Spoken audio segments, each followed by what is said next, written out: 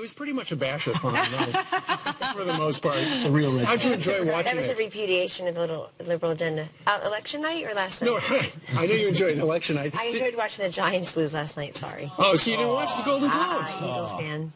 So you missed Meryl Streep. I didn't miss Meryl Streep. It lives live. For folks that did miss it, let's listen to what she said last night and talk about it. Oh, the press out there, hold his feet to the fire. Plus, your boss has been tweeting this morning. Yes. Let's take a look at the three panels. First up, Donald Trump wrote this. He wrote this morning. He said, Meryl Streep, one of the most overrated actresses in Hollywood, doesn't know me, but attacked last night at the Golden Globes. She is went on to say, Hillary flunky who lost big for the 100th time. I never mocked a disabled reporter, would never do that, but simply showed him groveling when he totally changed a 16-year-old story that he had written in order to make me look bad.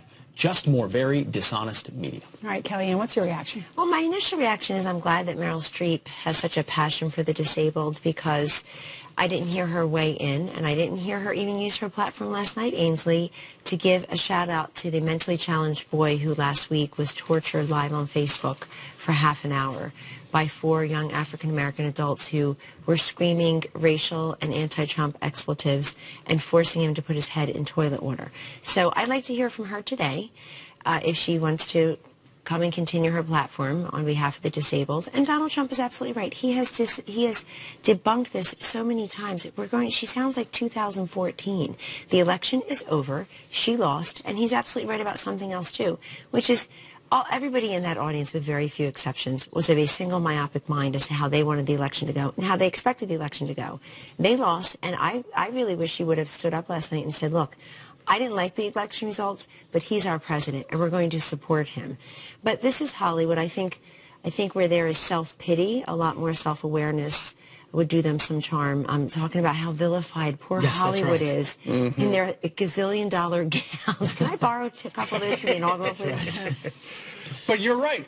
Hollywood and much of the left. I mean, New York City, people are still walking around with black armbands because they cannot believe that America let them down and elected Donald Trump. And you know where else I saw it, Steve? I've been going to some of the higher institutions of learning, or institutions of higher learning. Is that what we call them? Including the Ivy League schools. I'm just struck by the sameness in some of the questions. We cannot be afflicted by sameness. I mean, literally, I got 5 questions in a row. They were all the same, and I kept squinting because I need glasses. What are they Is it the same person asking me? Oh, basically revisiting some of the comments made on the campaign trail. How can we work for a sexist? Oh, what do you tell your daughters? Which is really cute. Oh, okay. Some 18-year-old is asking me. Someone's daughter is asking me what I tell my daughters. But look, all that aside, we have to now form a government, and I'm concerned that somebody with a platform like Meryl Streep is also, I think, inciting people's worst instincts when she won't get up there and say, I didn't like it, but let's try to support him and see where we can find some common ground with him, which he actually has done from moment one. The moment he won, he said, I'm going to be the president. Well, then there's the flip side, too. What do you tell your daughters about Hillary Clinton lied? Well, yes, I tell them it's not nice to lie, and that, 62% of Americans agreed with that. They found that she was not honest or trustworthy. And for those watching saying, Kellyanne's still talking about the campaign, Meryl Streep and Hollywood are still talking about that. We're trying to get our cabinet appointees confirmed, and we deserve that respect, and the president-elect deserves that type of swift action, because Senator McConnell, Majority Leader McConnell is right that on day one, Inauguration Day 2009, 8 years ago,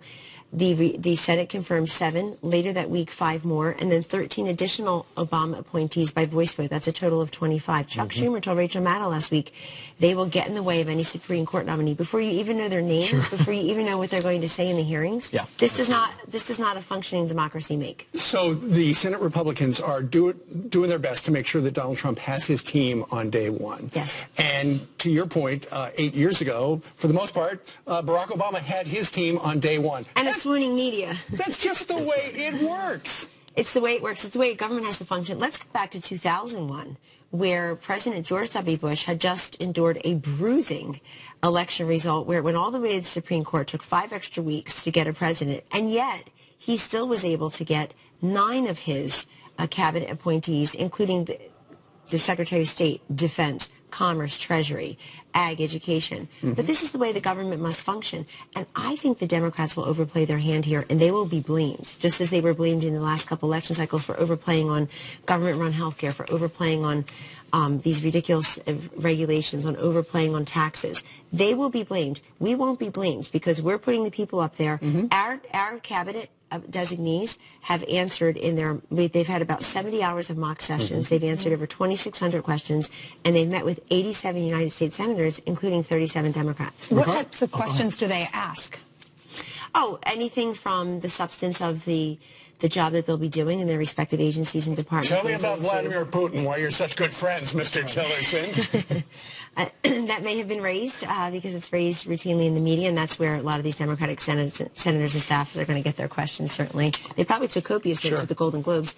and they're also asked, Ainsley, some questions that I would call on the political media access. In other words, we know that politics will be on full display during these confirmation hearings, and people will be trying to, get their 15 minutes of fame by trying to embarrass some of these. Politics are already in full display. Chuck Schumer and Elizabeth Warren talking about the Office of Government Ethics and how some of these, some of the nominees haven't filled out all their paperwork, and how can we go through the confirmation process that they haven't.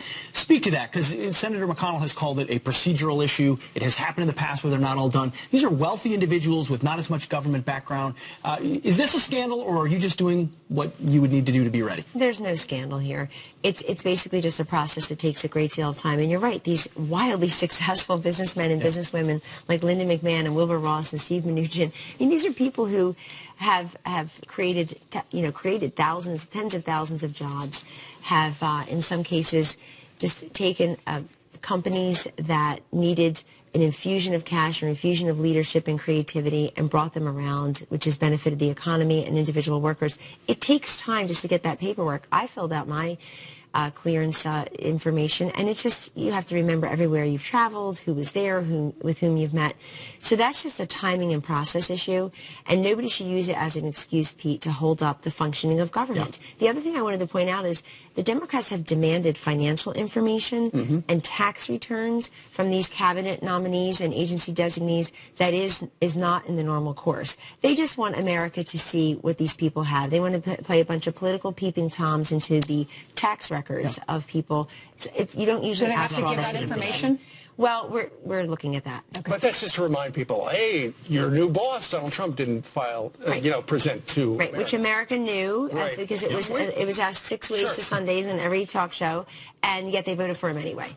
Yesterday, President Obama on the George Stephanopoulos show said that Donald Trump has just enough craziness to do the job. And when you look at the job Donald Trump is doing, it looks like he isn't even president yet, but it looks like his influence has caused Chrysler Fiat to spend $1 billion in this country and retool 2 big plants to make trucks for Jeep here. That used to be made in Mexico. That's called the Trump effect, and we've seen it with several different and varied industry leaders, where you're going to be able to look in the eye, and I hope you'll have them here on set one day or on camera, the men and women who will actually benefit from these policies now, who will be employed. A lot of carrier families had a much better Christmas and holidays, ladies and gentlemen, because of Trump working with a private industry in that regard. On the matter of the president saying he's got just enough craziness, I'm not really sure what that means, but I will say that that President-elect Trump certainly had an abundance of connection with the American people. Donald Trump proved that he understood America. He went into places that were uncomfortable for Republican candidates. He went into the black churches. He talked to the unions. He spoke to Hispanics and Asian Americans and single moms, even though the polling said, oh, they're not your voters. And he took the messages there. And I think President Obama must be aware that President-elect Trump took over 200 Obama counties are now President Trump counties. He won over 2,600 counties. He won 31 of the 50 states. So I don't know about that specific comment, but I do believe he's got a great mandate. And for those watching saying he didn't win the popular vote, please let us know, what is the prize for winning the popular vote? I'm yet to find it. What the Talking Point Prize. The Golden Globe Talking Point Prize. That's right. He won fair and square. I mean, just the way it's laid out. And look, I think if what President Obama is talking about there, using that word, means just enough creativity and just enough imperviousness to your naysayers and critics, I mean, it's Donald Trump who had the courage to run in the first place, the moxie to see it through. But I can tell you as a member of the Trump team, you really just have to focus and be completely impervious to everyone around you saying you can't win Pennsylvania. Yeah. You're going to bring the House and Senate down with you. You're going to be the laughingstock. You'll never work in this town again. And then you have to be a bit graceful and forgiving of those who said that, including those in your own party. He has all those skill sets in great abundance. Plus, of course, the unprecedented business acumen and the brilliance of a successful job creator. Well, speaking of that, folks are saying the toughest confirmation could be Rex Tillerson. Do you have any concerns? Jeff Sessions. Or Jeff Sessions, but any concerns about Tillerson confirmation? Well, I don't have concerns in terms of his incredible qualifications. Votes. What concerns me, Pete, is that it looks like the Democrats are going to go full on with obstruction and trying to embarrass some of these nominees. And people should be reminded, what is the purpose of these confirmation hearings? Is it to play gotcha? Is it to get that swift soundbite for the crawl? That It's politics. It's politics, but we need them confirmed. Right. But Rex Tillerson is absolutely brilliant. I've had occasion to work with him, and he will do very well, as will Senator Sessions. All right, Thanks for Kellyanne. having me. Always a pleasure.